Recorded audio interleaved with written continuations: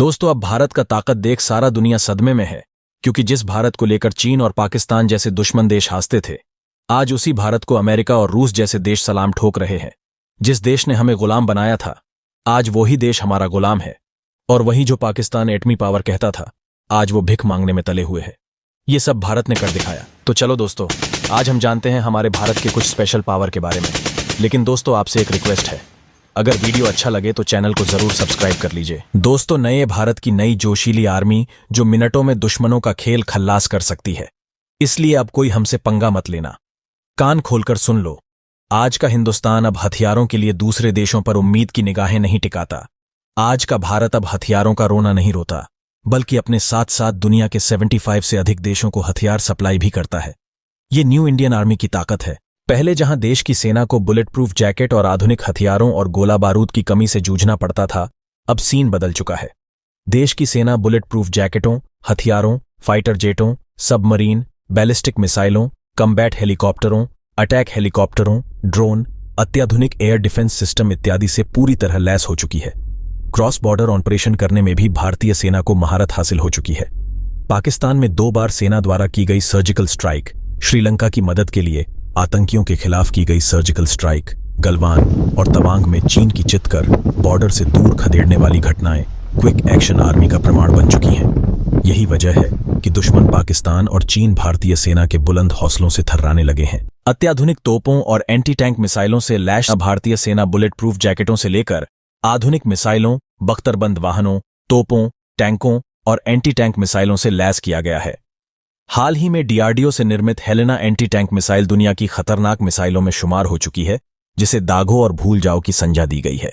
नाम से ही स्पष्ट है कि इसे दागने के बाद आपको यह नहीं सोचना है कि दुश्मन तबाह हुआ या नहीं, यानी दुश्मन कितने भी बीहड़ और दुर्गम क्षेत्रों में क्यों न छुपा हो, यह उसे ढूंढकर मारता है। हाल ही में इसे चीन सीमा पर तैनाती दी गई है। पीएम मोदी सेना को सर्वाधिक ताकतवर बनाने के लिए लगातार बड़े फैसले ले रहे हैं। हाल ही में पीएम मोदी ने अपनी फ्रांस यात्रा के दौरान देश के सबसे खतरनाक माने जाने वाले युद्धपोत आईएनएस विक्रांत के लिए 26 अतिरिक्त लड़ाकू विमानों का सौदा किया है। इसके साथ ही अब भारत के पास कुल 62 लड़ाकू विमान हो जाएंगे। भारतीय रक्षा मंत्रालय ने फ्रांस के साथ 3 विशेष पनडुब्बियों का भी सौदा किया है। इसके अलावा भारत के पास पहले से अपनी बेहद खतरनाक परमाणु पनडुब्बियां हैं। प्रधानमंत्री नरेंद्र मोदी ने अपने महज 9 वर्षों के कार्यकाल में भारतीय सेना की दशा और दिशा बदलकर रख दी है, जो दुश्मनों के दंभ को दुर्दशा में बदलने की ताकत रखती है। आज भारत के पास अमेरिका, रूस और चीन के बाद दुनिया की सबसे बड़ी चौथी सेना है। भारत अब पाकिस्तान और चीन के लिए ही नहीं, बल्कि विश्व के अन्य ताकतवर देशों के लिए भी चुनौती बन गया है।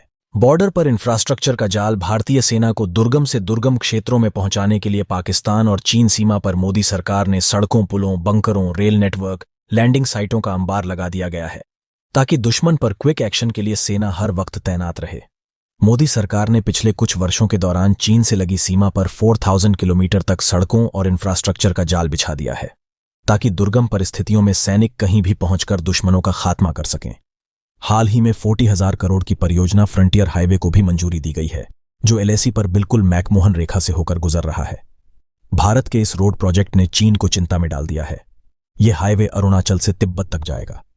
वर्ष 2026 में इसे तैयार कर लिए जाने का लक्ष्य है। हथियारों के बड़े सप्लायर के रूप में पहचान बनाता देश पीएम मोदी के मंत्र मेक इन इंडिया को साकार करते हुए देश ने रक्षा के क्षेत्र में बड़ी आत्मनिर्भरता हासिल कर ली है।